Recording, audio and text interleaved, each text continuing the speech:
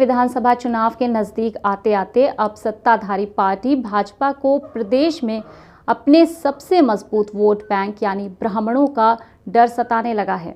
शनिवार को राजधानी दिल्ली में केंद्रीय मंत्री और भाजपा के चुनाव प्रभारी धर्मेंद्र प्रधान ने सूबे में पार्टी के बड़े ब्राह्मण नेताओं की एक मीटिंग की और अपनी दम से अकेले सरकार बनाने का काम करेंगे। ब्राह्मण समाज का दलित समाज के साथ में भाईचारा अगर बनाया, साथ कर 4 सदस्यीय कमेटी बनाई गई करने का काम किया। ब्राह्मण समाज के साथ एक आउटरीच कार्यक्रम चलाएगी।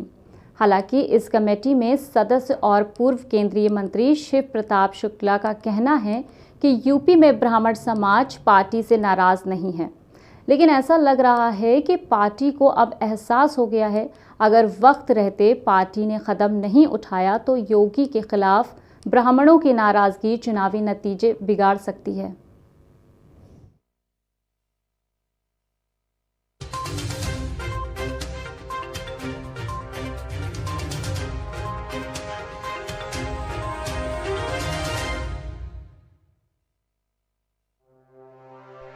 पिछले 5 सालों में ऐसा क्या हो गया जिसके चलते प्रदेश में भाजपा की सबसे बड़ी ताकत, सबसे बड़ी कमजोरी बनने का डर सताने लगा है?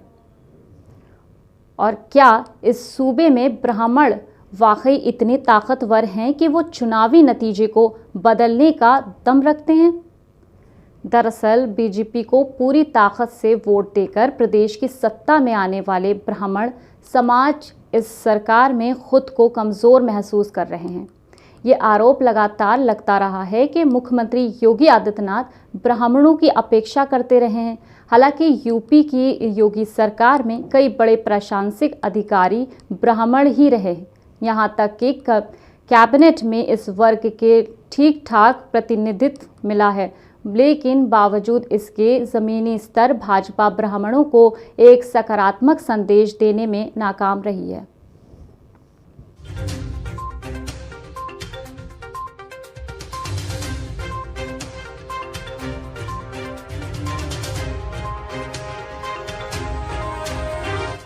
वहीं ब्राह्मणों की इस नाराजगी को भांपकर बीएसपी और समाजवादी पार्टी के साथ साथ कांग्रेस भी उन्हें अपने पाले में खींचने का दाव लगातार चल रही है।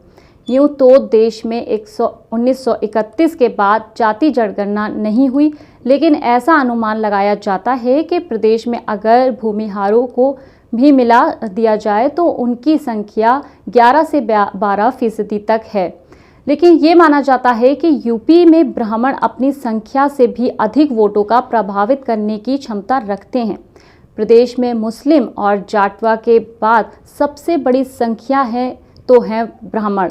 अगर हम राजनीति इतिहास पर नज़र डालते हैं तो पता चलता है कि राज्य में कांग्रेस की सरकार के मुखिया अक्सर ब्राह्मण ही हुआ करते थे। दलित समाज बुरी तरीके से उत्पीड़ित किया जा रहा है और ब्राह्मण समाज समझता ये अब देख रहा है कि हमने बहुजन समाज पार्टी की सरकार बनवाई थी तो उसने कितना उनके लिए मान सम्मान बढ़ाने के लिए काम किया और उनका बढ़ाया भी। तो समाज को फिर 1990 की शुरुआत में उत्तर प्रदेश की राजनीति में करवट बदली और मंडल आयोग में हलचल मच गई, जिसने पिछड़ी जातियों को एक कर दिया।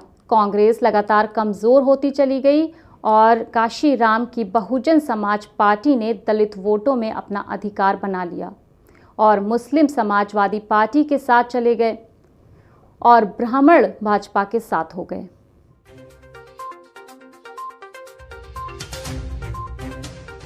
के लोकसभा चुनाव में मोदी लहर के दौरान ब्राह्मण एक बार फिर से बीजेपी के साथ जुड़े और ये जुड़ाव 2017 के विधानसभा चुनाव में बरकरार रहा। 2017 में बीजेपी ने योगी आदित्यनाथ को मुख्यमंत्री बनाया और दिनेश शर्मा को केशव प्रसाद मौर्य के साथ डिप्टी सीएम बनाकर ब्राह्मणों को खुश करने की कोशिश की। इसके अलावा श्रीकांत शर्मा और ब्रजेश पाठक जैसे ब्राह्मण नेताओं को योगी कैबिनेट में मजबूत मंत्रालय दिया गया, लेकिन ब्राह्मणों के मन में अब ये मलाल बाकी रह गया कि यूपी के कई ब्राह्मण नेता निजी बातचीत में इस बात का जिक्र करते हैं कि बीजेपी ने 5 बार में से 1 बार भी यूपी में ब्राह्मण सीएम नहीं बनाया।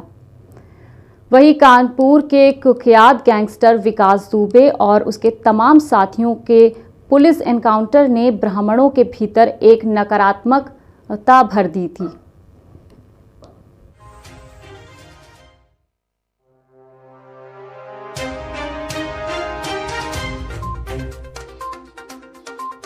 यूपी में अपने खोए हुए परंपरागत वोट को हासिल करने के लिए कांग्रेस लगातार कोशिश कर रही है।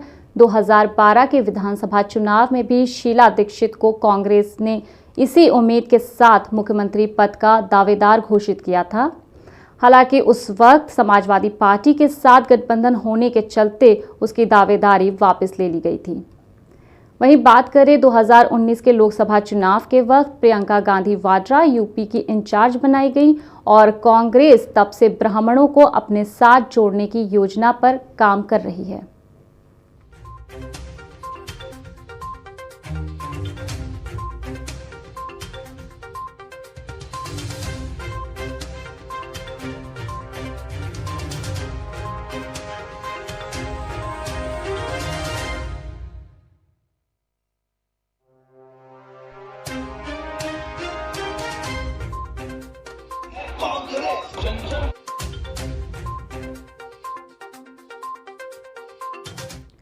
कांग्रेस ने इसकी जिम्मेदारी जितिन प्रसाद को सौंपी थी, जिन्होंने प्रदेश भर में ब्राह्मणों की हत्याओं के मामले पर ऑनलाइन मुहिम भी चलाई, लेकिन बाद में वो बीजेपी में शामिल होकर योगी सरकार में मंत्री बन गए।